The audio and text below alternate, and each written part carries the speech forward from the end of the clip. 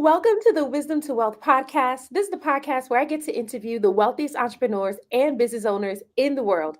I am your host, Shamar Star Cox, TV producer and marketing coach. My goal is to help 67-figure business owners get seen and get paid and live free by creating binge-worthy videos on social media. I am also the founder of the Convert Content to Cash Challenge. So if you're a business owner, you want to learn how to create content that sells, you want to learn how to create content that gets you on big stages, you're building your authority and a loyal and buying following, feel free to comment or DM the word challenge accepted on Instagram, LinkedIn, or TikTok, and I will personally send you an invite. Today, we have the lovely Layna Castle with us. She is the force behind Professional Speakers Concierge Service, where she transforms the speaker experience by removing logistical headaches and delivering seamless execution for high-profile speakers and event producers. Known as the Olivia Pope for guest speakers, Layna has supported speakers in generating over $25 million in revenue over the past 5 years. With a keen eye for strategy and a heart for service, Layna specializes in the back of the room sales, helping speakers create high converting events that leave a lasting impression. Thank you, Layna, for joining us today. It's such a pleasure to have you. Hey there, Star. It's so good hearing you on here so that you can share your experience. I'm not even going to hold you. Let's jump Yeah. right in. Take us on your journey from zero to wealth, from where you were before to where you are now. Yeah. I feel like first and foremost, mindset is so super important. And wanting to say, I want to be somewhere, but you can't see it for yourself. It is something I had to journey through to be able to see it, feel it, taste it, understand it for myself. I was watching something where Oprah was like, you can't go anywhere unless you know exactly what it looks like. And it's not for everyone else.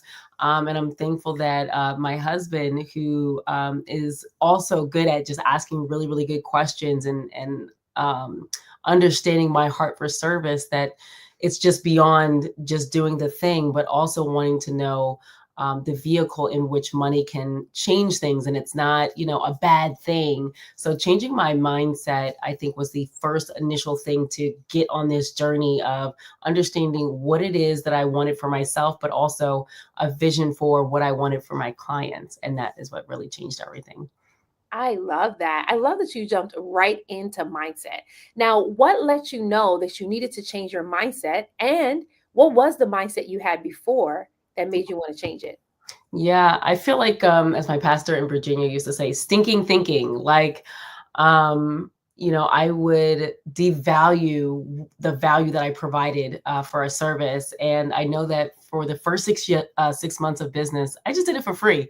What can my team do to show up if we mess up? And then even lowballing my prices. My husband and I, when we first met, and he's like, "Well, oh my gosh, that sounds amazing, but how much does it cost?" And back then, you could get a concierge for your event as a professional speaker for a couple of $100s. And I was like, I just don't want to overcharge people. I want people to understand the value. And so changing my mindset from who's going to buy this to, hey, I'm going to say these words, and if you get it, you get it, and you will pay whatever it costs to make sure you show up as a professional during your speaking engagement. So, yeah. I love that. Like that stinking thinking that tends to get a lot of us, even when it comes to setting the prices for our business. Like I know even when I first started, I was undercharging. Yeah, like I had an offer where I would teach people how to edit their videos in InShot or CapCut. I was doing it on Clubhouse, mind you. Don't ask me why I didn't think to do it on Zoom. And I was charging $97 for it. And the person who booked, she loved it. And she was like, when she was done, it was like she was stealing. She felt like she was stealing from me. She was like, this is amazing. You're great. And you need to raise your price. And then she Yeah. was gone after that. Right.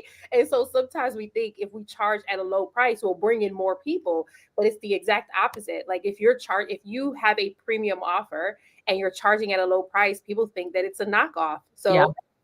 So the mindset has to shift. So I really love that you did that. So for your business, like as you were building your business, like entrepreneurship is not easy.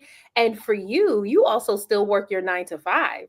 Yes. So Yes. tell us, how are you able to build this successful business? And your 9 to 5 is not no little 9 to 5. Like you have a full career. How Yeah. are you able to manage building this successful career and building this successful business at the same time? Yeah, one, I think some of us want to hide the fact that we have a business. So right now, for example, this is my lunch. I'm on Central Standard Time.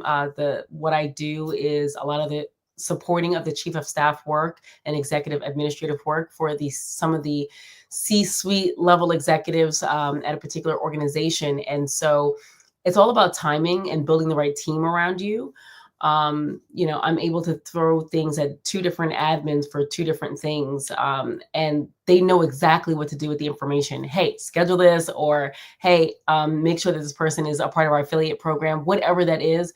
It's also about just having the right team. As I'm administratively supporting someone else, I need that same type of support for myself. And you're dealing with high performing leaders, either in my 9 to 5 or in my business, where they are sometimes high touch. And so having someone always available to answer questions or do all the things, um, it's a balancing act. But I think number one is making sure that your employer is aware and that there's a conflict of interest that is signed, and making sure that that is very clear up front. And not to say that you are working during your 9 to 5. It's, hey, I'm working 9 to 5, and then 5 to 9, I'm doing the thing that I'm also passionate about, and marrying the two. So sometimes your 9 to 5 can help with understanding and teaching of what you do in your, I guess if you're calling it a side hustle, but I don't like the hustle and bustle. Whatever you're doing on the side that you're loving and you're appreciative of, you can bleed those two into one another. There's transfer of skills and abilities there. I really love that you said that. I get so many business owners who feel guilty working their 9 to 5 because to them, they don't feel like they're a true entrepreneur. And here you are saying you need to marry the two, have the both working in harmony, not in hustle, but in harmony, so that you can actually be able to build up both your career and your entrepreneurship. And if you want to leave your 9 to 5, you can leave it, right? But don't leave because you feel like I have to leave it because I'm not a true entrepreneur or business owner if I stay here. Yeah. You love your career and you love your business, and Yes. you are building both of them up to be really successful. And so one thing that I really love that you talked about was like your answer wasn't even, I just had to make sure that I had the right skills and I had to make sure that it was just like having the right team. Yeah. Like I'm not in this by myself. I have a team for my career, I have a team for my business, and I just make Yes. sure that I lean on my team so I can get that help. So I absolutely love this. So Yeah. talk to us about how you are able to support your speaker clients. Yeah. So, the speaking clients. So we just supported 18 speakers last week. I know that you're aware of that. And I think it's what we don't know. We assume as speakers, hey, I got to put up my banner, I got to set up my back of the room, and you're doing all the things. And sometimes speakers think that it looks like a superpower, but it looks like you're the doer. And people would treat you as such. But if you have a team that is strategically supporting you and they're showing up for you and they're just making sure that, with the white gloves, I tell you, with the white glove service, literally making sure that you're having your tea or your water before you get on stage, you have your cue card, whatever those things are. A team anticipating the fires that are going to happen. They're going to happen.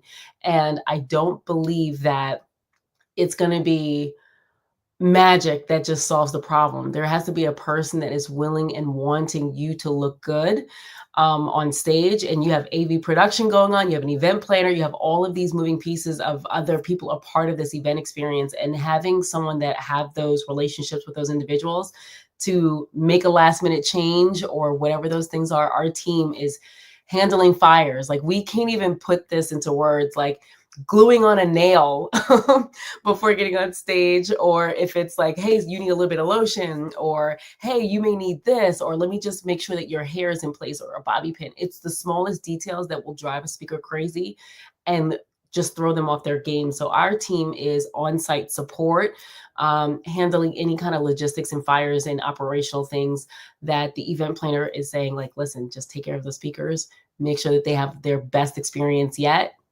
audience have their experience, but the speakers, the green room experience, all of those experiences allows the speaker to look at the company or organization and say, wow, they care about me.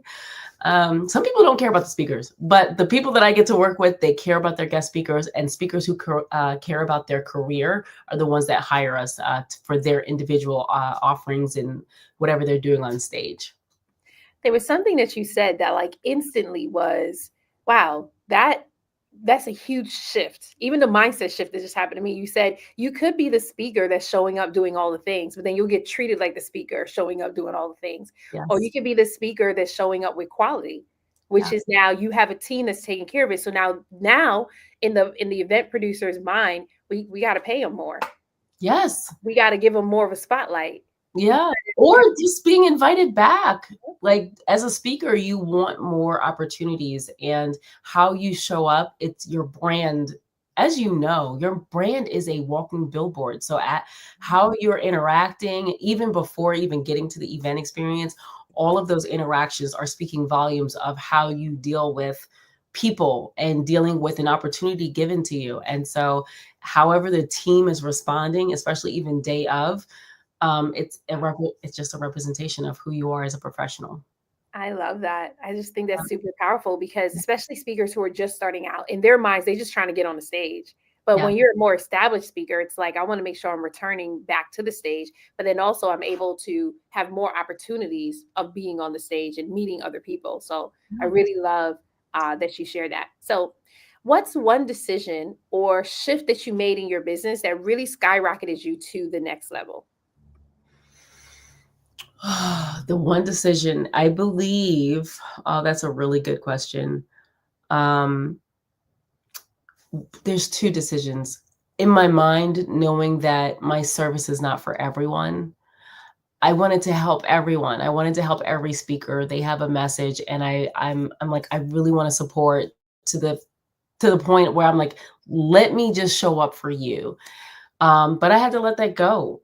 It is a luxury having a concierge service, but either way, if you have just yourself or a person with you, it is really important for them to know how to handle and how to communicate fires, and not communicating it to the speaker. Like they have to be in their own element. So deciding and knowing in my mind for me that I'm not for everyone, that was a game changer for me. And then also knowing that I need a team. Like for even for myself, that I can't do everything and that they could actually do a lot, and they could do a lot better than I can. I can give them the training and all of those different things, but it's really going to be more impactful by allowing them to operate as I tell them they have to operate as an owner. And so those are the two things that changed for me. Oh, I just wrote it. Not wrote it. Renaya just wrote it in the chat. My service is not for everyone, Layna. And I think oftentimes that business owners, especially when they're just starting out, even when they're scaling, it's this mentality that I want to be able to help these people, right? And oftentimes it's because we may have gone through something and we have overcome it, so now I want to help these people, but it's like, nah. That's not it, right? And the other thing is not everyone's going to afford your prices. Now, of course, affording is just a mindset, but there are people who are like, yeah, I want the concierge service, but aren't willing to pay the price for a concierge service. It's just like people who are, I want to build a six-figure business. I want to make six figures in a day. I want to make six figures in a year, but aren't willing to pay the price to build a six-figure business. And that Yeah. has a lot to do with it. So choosing people who are of the mindset that's like, one, I'm ready for this, and Yeah. two, like, let's do this, right? So I think that that's super powerful. And so Yeah. my hair is like just Yeah. like It's doing its like, own thing. I love it. like what's going on? But you So know what? To your point, Star, like I, f- I just heard this. I think it was yesterday. Cheap is a mindset. yeah. You Mhm. know, and just like we tell AI prompts, like good in, garbage in, garbage out. It's like if you, why I feel like Snickers. Why wait to get to the next level when you can seem larger than life up front and get the kind of contracts that you want up front versus, okay, I'm just going to keep doing this and putting everything together myself, and then one day when I get there I'll hire your services, versus let me show up in the way that I want people to perceive me. We're on social media and people already in their minds have made up in their minds how they're going to like show up to your event. And if you're the doing and doer of all the different things, they're like, you know what, let me put my credit card back in my pocket. If they didn't invest in their team, why would I invest in the next thing that you're asking me to invest in? That's just my 2 cents. Honey, you better. And it's true. It's true. Like I feel like you just dropped the mic there. Cheap is a mindset, and cheap has a language. I was Yeah. just telling one of my friends that last year, well, I built my business 6 figures working with business owners who were just starting out and wanted to scale to 6 figures. And then I got to a point that I was like, I can't work with y'all no more. Yeah. Because what was happening was I started attracting a lot of people where I can't afford, I'm going through trauma, I'm experiencing this. And I said, I need to pinpoint the content that's bringing in these people. And I found the content that was bringing in those people. Yeah. Another thing also, this may sound crazy to some people. It wasn't just my organic content that was bringing in those people, but it was the ads that I was running. It was the Facebook ads that I was running. Like the Yeah. level of, I would say the platform that you're running your ads on can bring in a certain level of people as well. Like I Mhm. have never ran YouTube ads, but so I'm making this up. But I could imagine YouTube ads versus Facebook ads, the type of quality of clients that you'll bring in. And I remember like from running ads, the quality of people that are coming in from the ads, it wasn't good quality. Like Wow. it was to the point that I was like, what is going on out here? Like I was Yeah. told that since my content is good, I run Facebook ads, it's just going to add fuel to the fire. And the only thing it did was I felt like it cheapened my brand. And I had to Yeah. just completely let it go, right? So like cheap also has a language, and part of me changing my audience to clients who they are premium buyers, they're listening for that language. So Yeah. if you are showing up a certain way, you're using a certain type of language, you will bring in that type of energy in those people. But if you show up as quality and you use a premium buyer's language, then you'll start bringing in the premium buyers. My business completely shifted when I started attracting premium buyers, right? And like I like to think about my sister. My sister is a luxury buyer. When she goes on vacations, she's like she has to stay in the best suite, Mhm. butler service, first class, comfort class. Like we only fly Delta. Like this is her mindset. And so for her, it doesn't matter how much it costs. Right. Yes. And so when it comes to like, not everyone is for me, the people who it is for you, it doesn't matter how much it costs because Mm. they recognize quality. And that is a thing that I Yeah. want. The Did you? quality and the value of sometimes people are looking at ROI of like, how much money can I make out of this? Sometimes it's, I think about it. This is how I think about it. John Maxwell says that leadership is influence. And I see a lot of speakers or a lot of people who want to become speakers or aspiring speakers say, I want more stages. And I say that if you want more stages, you need more relationships. A lot of the people who are doing these events, they know each other, or someone got on the platform because someone knew someone else to get them there. And so if, for those who are like, oh, I want to be there one day, because to your point about the messaging, either you are not, this you problem aware versus solution aware is completely different. And I don't want to waste my time if you don't even know what the problems are. But if you know exactly what I'm talking about and you're a professional speaker and you're like, oh my gosh, just the other week or last month when I spoke, when I got off stage and everybody was trying to talk to me, I wasn't ready. But if I had a team that could, I think that, it changes the conversation completely, in my mind, when we're thinking about ROI, Mhm. I not just in terms of money. Yeah. love that. And speaking of ROI, this time about money, Yeah. how do you help your clients Yeah. to build wealth, or maybe I should say, continue to generate the wealth in their business with your concierge service? Yeah. So a lot of our clients are doing most of the time back of the room sales. So if you're a speaker, if you have a book, you're not doing like $100,000, okay? Like if your book it costs $20 and you have like 200 people in the room, one of the first things we do is we do level set and we do talk reality, right? When we talk about numbers. But even when we talk about conversions and helping speakers that are saying, hey, I'm selling my product or service, we're looking at the run of show of the event. How is this story, even before these attendees get here? What is the story that's being told? Because you should always be seeding and selling the entire time. So by the time they get to the event, it's like, when is she going to talk about this thing? Because I'm ready to buy. And sometimes we're waiting for like the last day, for the last moment to last pitch, when you could be always talking about, hey, my clients, when they come to the retreat or when they go into my program, this is what it looks like. This is what it feels like. And you're painting that picture and they see themselves. What's happening is people are having people at events that do not even resonate sometimes with even the content, and then they pitch and it's crickets. So a lot of times for our clients, we're going to do a lot of that research and homework to make sure that can my team at the back of the room, when you pitch and you throw it to my team, that we're ready to take transactions and credit cards, that those things are, it's a reality, it could potentially happen, and that it's not something that we're like, ooh, nobody's coming back here. We're doing a lot of homework on the front end to make sure, is your $100,000 day a possibility?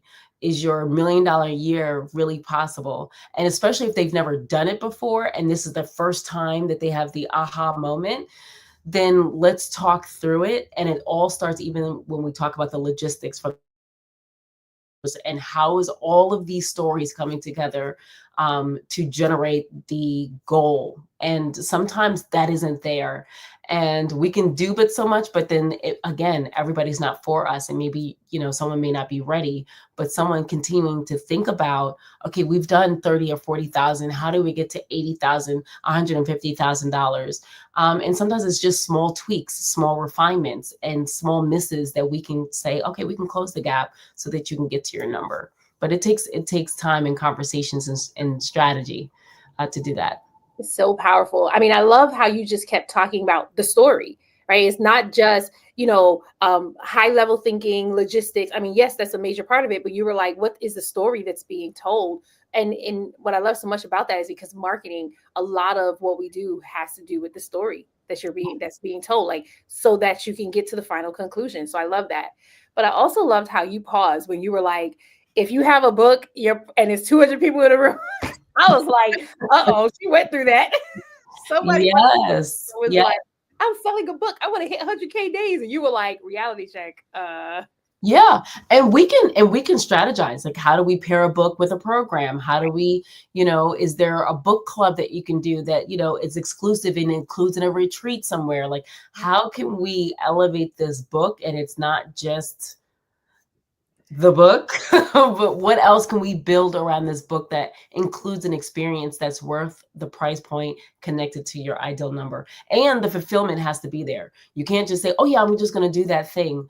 I want to see and know that when you're pitching, that you're actually going to be able to fulfill on your promise. Yeah. Because that's another thing, is I don't want to represent or be in the space of a speaker that, like, oh, I'm going to do this thing, and then the thing is trash. Mm-hmm. So that's important. That's integrity. That's Yeah. integrity. And it's like, in order for my business to remain in integrity, you have to be someone of integrity too. And so this goes back to, not everyone is for you, right? Like, Yes. if you're someone who likes to lie, cheat, steal, I am not, it's not me. Like, even with me, when I'm working with my clients, I always tell them, like, hey, I'm going to give you the language and the strategies that will get people to buy from you. Yeah. Serve them with excellence. Do not show up Please. as someone where you're just taking money from people and not fulfilling, right? Because there's Yeah. too many people have been hurt by that, and we don't want to add to that. So I love that you said that. And But I so, love it, Star. Before you move on, I love that about you. As my friend who's an MC, Quinn Conyers, talks about luxury language. And I really think that what you do in that space changes the trajectory of how people are communicating their message when they start changing the words so that they can start changing the type of people that they're attracting. And I just wanted to stop you there because you do an amazing job at making sure, like, okay, this is what you want, but what you're saying is kind of like in the basement area. We want to get out of the basement. So I love that about you. thank you so much for saying that. I mean, it's funny because I've been sitting here thinking to myself, I haven't really been thinking this, but I have been really packaging what it is that I do, because I recognize that what I did 2 years ago to get me to six figures is not what's going to get me to multiple six figures and millions of dollars. It's just not. Like, I feel the shift and I'm just going. I'm like, what are we doing? We're just flowing. And you Yeah. gave me some more language for that just now. Like, that's Yeah. really what it is. Absolutely. So Mhm. for those who are watching right now and who are like interested in working with you, Yes. I actually want you to talk to two levels of people: people who are just starting out who want to be speakers. What is it that you can offer them that they can work with you? And then people who are already there and need a concierge service. What is it that you can offer that they can work with you? That is such a good question, and I wish people would ask that more because sometimes those who are just beginning want to hit the ground running as if they've been doing it for a long time. And I'm like, just be honest with yourself. I do have something, I didn't put that in here, but I do have a document of what you should just start doing. Like, I do believe in like your topics and all of those things. Like when you're going to go speak, that it should be like, you need to come see my talk. Like this is going to be like the talk of all talks. So like, what is that title? What are you going to be talking about? And I break all of those things down. And I also break it down to if it's a conference versus a retreat versus, so like, let's talk through all of the different types of events. And some people are like, that's too many people.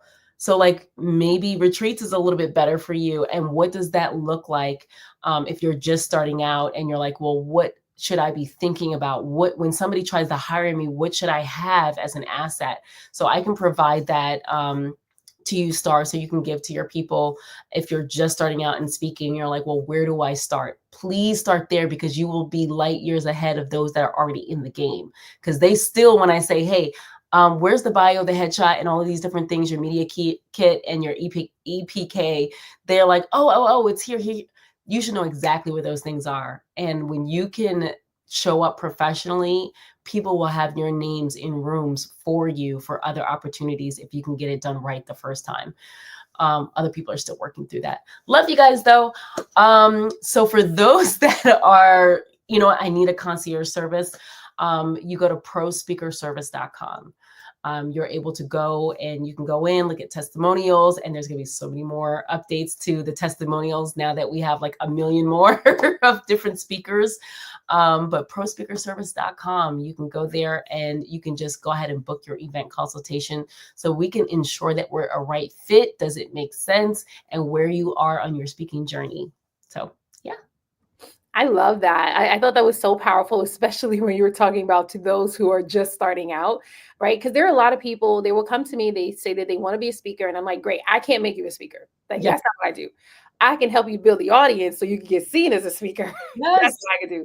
But even doing that, like they may have been speaking at small events, not really a lot of people know about them. So they still don't really know what their signature message is. They still don't even know what it is that they need in order for them to even get booked for these events. And here you are saying, like, hey, I can offer that support, right? By you just getting this access. So Layna will send us the link and we'll put Yes. it in the comments for the replay. You'll get it in the caption, right? And then for those of you who are experienced and you have been doing this for a long time and you're ready to get to the next level in your speaking game, then prospeakerservice.com is here. I Mhm. put it inside the chat on YouTube, and it'll also be in the caption when it's on LinkedIn and YouTube. So, Yes. Layna, thank you so much for joining us today. I do want to ask you one final question. It's funny because the final question that I typically ask, I asked you already. I was like, oh, that came out early. So I'm going to ask you Yeah. this question I've never asked anyone, and hopefully you'll have Yeah. fun with it.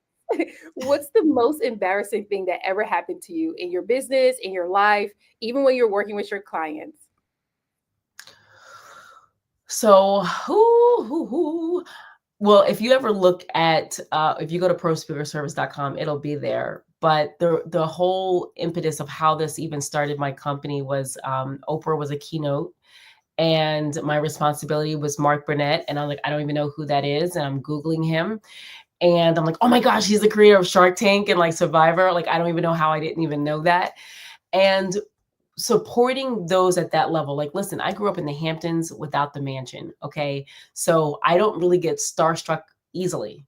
Um, but there were so many questions being thrown at me that I just wish I just knew the answer. And I just pretended like okay, let me go get that for you. I have no idea what they're talking about.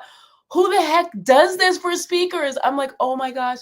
Mark Burnett is asking about personal security. He wants to know where his admin is sitting. I don't know these answers, but I just had to make sure that I looked like the professional. I showed up to ensure that that they had everything that they needed, and there were so many small gaps that I've just like, oh, it is just so embarrassing. But I went and I Googled to find out who does this, and I learned that no one did it, and I was like, well, maybe I can create this. And then I'm like, well, who's the best in the game to like learn this from? And that was the Ritz-Carlton. And so from the mess ups to understanding how we can, put it all together to make it, magnified and better and wonderful. That was like, let's go to the Ritz-Carlton to get the best concierge training in the world.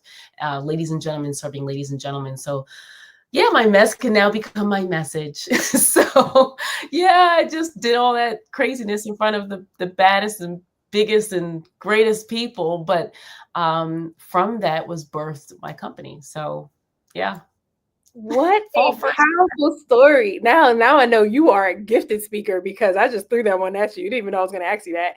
But it Yeah, was so good. I love it. Like, this is what came to mind when you were like from the mess ups. So from the mess ups to the makeups to the millions. Like, that's yes, really path, because this was a mess up, right? But your story was the epitome of faithing it until you make it. Because you was just like, yeah, I don't know what this is, but I'm going to figure it out. And you didn't yeah, falter under pressure, and now you have such a successful business because of it. And I love it because I feel like God was like, this is a need. She doesn't know this is a need. Other people don't know this is a need, but I'm going to oh my plant her right here. And you could have either been like, I never want to do that again, or okay, challenge accepted. And you said challenge God. accepted. And here we are today with a successful concierge service for speakers. Layna, thank you so much for joining us today. Your story, your message is powerful. Thank you to all the guests who was able to join us today as well.